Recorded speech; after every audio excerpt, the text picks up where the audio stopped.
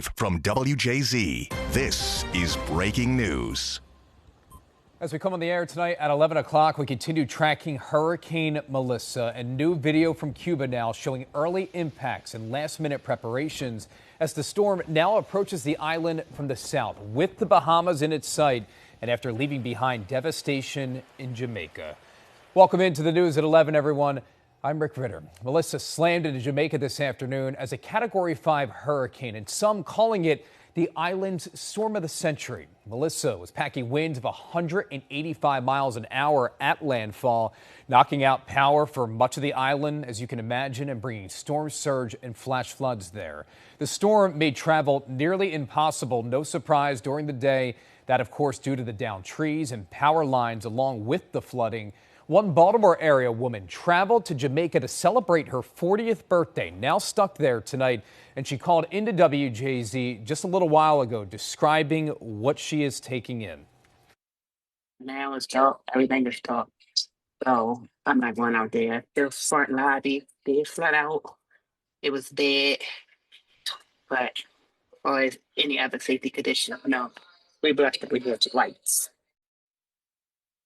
And we do have live team coverage as we continue following this storm and its impacts tonight. Dennis Flair on your corner in Crofton, hearing from one Maryland man with loved ones there tonight. But let's begin with Chief Meteorologist Derek Beasley in the First Alert Weather Center. And Derek, a new advisory just came down from the National Hurricane Center a few moments ago. What is it saying about Melissa tonight?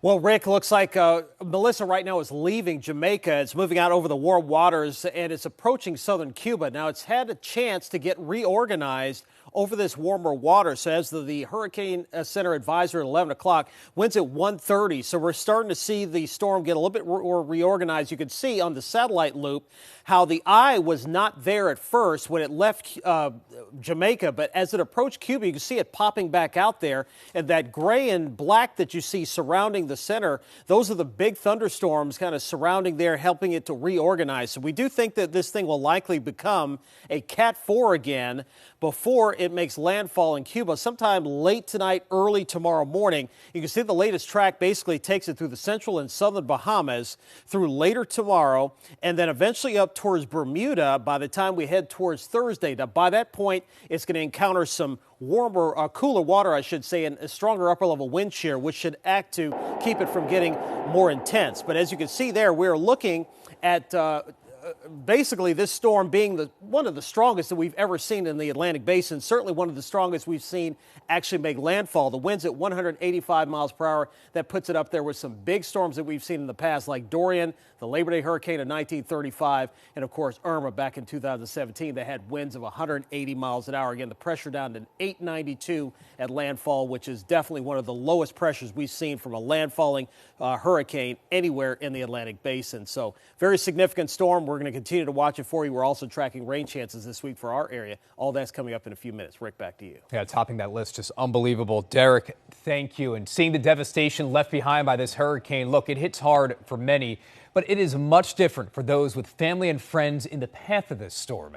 And tonight, our Dennis Flair spoke with a man who has been keeping close contact with his loved ones in Jamaica. And Dennis joins us now live in Crofton tonight. And Dennis, Seymour Clark is a native of Jamaica. Yes, Rick, that's right. And he is now a manager of all the Dat Jerk locations here in our area. For him, it's a way to share his culture with the community. It's been a very long, hard day for him, seeing what's happening in his home country, but he has hope that Jamaica will recover as it has in the past. Furious winds. Water to roof height. Fireman up here to rescue work. And massive flooding. Seymour Clark has been seeing every video and picture he could find about Hurricane Melissa's path through his home country of Jamaica. That's home, and when you see so many people going to be suffering, that part really hurts, it really hurts. But that's not the only reason he's been glued to his phone. So there's a lot of power lines down there, I guess? Yeah. We're seen live from the front of Portmore Pine. Clark's brothers and sisters and his nieces and nephews are all there. Thankfully, they're all okay, giving Clark an update while we were with him. I don't have any electricity right now, but it's fine. St. Elizabeth is a mess. They're gonna take a lot of time to recover. As the damage is surveyed and the death toll is finalized, Clark says he's going to figure out how he can help his family and everyone else on the island. What can we do to help that community? Because that community is where it's going to be, you know, the schools so the kids go back, stuff like that, you know what I mean, just to get back to way of life. But he knows in the end, they will be all right. Clark was living in Jamaica when Hurricane Gilbert hit in 1988. It was the second strongest storm on record to make landfall at the time. He saw Jamaica recover then, so he knows it'll recover again. At the end of the day, we're going to be fine. We're going to be fine. So personally for me, it's not, I'm not losing all hope. You know, I'm looking at that the sun will come out tomorrow.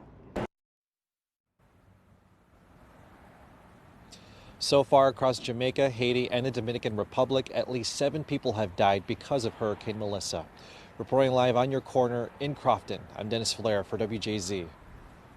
All right, keeping everyone there in our prayers. Dennis, thank you. To stay up to date with Melissa's path and our First Alert weather team, download the CBS News app.